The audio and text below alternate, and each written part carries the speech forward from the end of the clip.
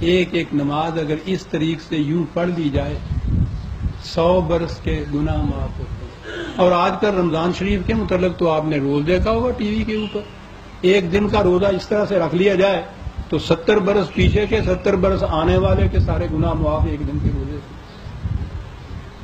اور سارا زور آپ دیکھیں گے اس غلط نظام میں ان چیزوں کی اہمیت کے اوپر دیا جائے گا۔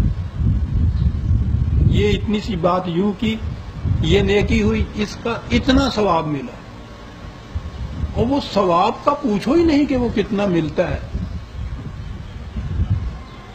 وہ رکھنا تھا نہیں لگتا۔ یعنی یہ اہمیتیں کیوں دی جاتی ہیں کہ وہ جو اصل جرم ہے خدا کے خلاف اس سے کھٹک پیدا نہ ہو، لیکن خدا تو ایسا نہیں ہے سر، وہ تو نہیں چھوڑتا کہتا ہے کہ یہ کچھ کہتے ہو تم کہ یوں معاف رکھیے گا، کوئی باہر جا کے یہ نہ یہ کہے کہ صاحب یہ نماز روزے کبھی قائل نہیں ہے، وہ اپنی جگہ پہ ہیں، وہ خدا کے نظام کے پروگرام کے حصے ہیں۔ یہ نہیں ہے کہ وہ جو دین کے تھم ہیں، ستون ہیں، ان کو گراتے چلے جاؤ، وہ جرائم جن کے متعلق کہا کہ بغاوت ہے وہ کرتے چلے جاؤ، اور اس طرح سے نماز پڑھ لو، یوں روزہ رکھ لو تو وہ ساری چیزیں معاف ہو جاتی ہیں۔ یہ ہے وہ چیز جو میں کہہ رہا ہوں۔ دیکھیے قرآن کریم کیا کہتا ہے 2/177 سورہ بقرہ کی آیت 177، لیس البر ان تولوا وجوہکم قبل المشرق والمغرب، نیکی یہ نہیں ہے کہ تم نے اپنا منہ مشرق کی طرف کیا ہے یا مغرب کی طرف کیا ہے۔ دو لفظوں میں یہ بتا گیا کہ یہ جو دین کے ظواہر ہیں، ان کے محسوس شکل میں جو چیز سامنے آتی ہے، اسی کو نیکی نہ بات سمجھ لینا تم۔ لیس البر، یہ نیکی نہیں ہے، ولکن البر، آؤ بتائیں نیکی کیا ہے۔ اس کے بعد ہے من آمن باللہ والیوم الآخر والملائکۃ والکتاب والنبی، اس ایمان کے بعد آؤ تمہیں بتائیں نیکی یہ نہیں ہے کہ منہ ادھر کیا ہے یا ادھر کیا ہے، ہاتھ یہاں باندھے ہیں یا نیچے باندھے ہیں، کانوں تک گئی ہے یا انگوٹھا یا نہیں گیا۔ نیکی یہ نہیں ہے، نیکی کیا ہے؟ وَآتَ الْمَالَ عَلَىٰ حُبِّهِ ذَوِي الْقُرْبَىٰ وَالْيَتَامَىٰ وَالْمَسَاكِينَ وَابْنِ السَّبِيلِ وَالسَّائِلِينَ وَفِي الرِّقَابِ، نیکی یہ ہے کہ مال و دولت کی محبت کے باوجود انہیں ضرورت مندوں کے لیے تم کتنا دیتے۔ نیکی یہ نہیں ہے کہ نفل کتنے پڑھتے، روزے کتنے رکھتے، ساری کیٹیگری اس کے اندر گنا دی۔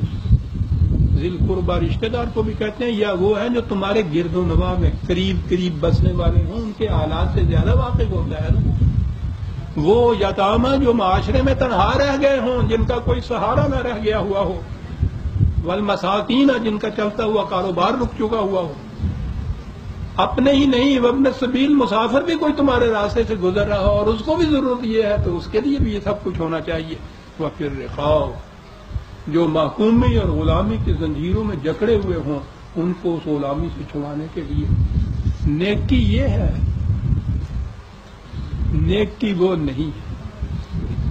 اور پھر باطل کے نظام میں مذہبی پیشوائیت کا فریضہ یہ رہ جاتا ہے کہ وہ انہی چیزوں کو نیکیاں شمار کر کے گناتی چلی جائے اور ان کے فضائل بتاتی چلی جائے، ان کی اہمیت پہ زور دیتی چلی جائے، اور وہ جو اصل بنیاد اور اساس ہے دین کی، ان کی طرف توجہ ہی نہ آنے دے۔ اور اس کا نام احیاء اسلام رکھ لیا جائے، اس کا نام اسلامی شریعت، بلکہ ایک اور آیت بھی ہے،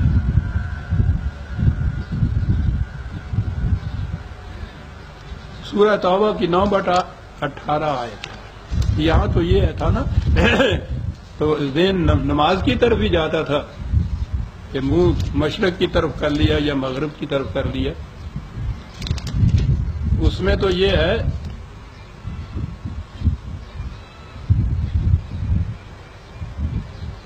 معاف رکھیے اجعلتم سقایۃ الحاج و عمارت المسجد الحرام کمن آمن باللہ والیوم الآخر وجاہد فی سبیل اللہ لا یستوون عند اللہ. کیا تم سمجھتے ہو کہ یہ حج کارانہ حاجیوں کے لیے سبیلیں لگا دینا، خانہ کعبہ کی ذبائش اور آرائش اور تعمیر کے کچھ کام کر دینا، کیا تم یہ سمجھتے ہو کہ یہ ہے خدا کے ہاں کی نیتیاں جو ہیں؟ کیا یہ شخص ایسا کرنے والا اس کے برابر ہو جائے گا جو خدا کے نظام کو قائم کرنے کے لیے جد و جہد کر رہا ہے؟ لا یستوون عند اللہ. تم اپنے ذہنوں میں جس طرح سے جی چاہے فرض کر دو، ہمارے نزدیک دونوں برابر نہیں ہو سکتے.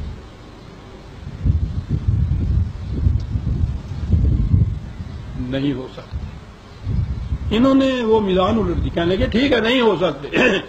یہ جو ہے نا اس طرح کرنے والے، ان کا درجہ بہت بلند ہے. قرآن نے یہی کہا تھا نا کہ نہیں برابر ہو سکتا، لیکن وہ قرآن ہے لا یستوون عند اللہ، ہمارے نزدیک برابر نہیں ہو سکتے. آپ دیکھتے ہیں، میں نے کہا تھا نا کہ تورات و انجیلی معرف نہیں ہوئی، انہی میں تعریف نہیں ہوئی.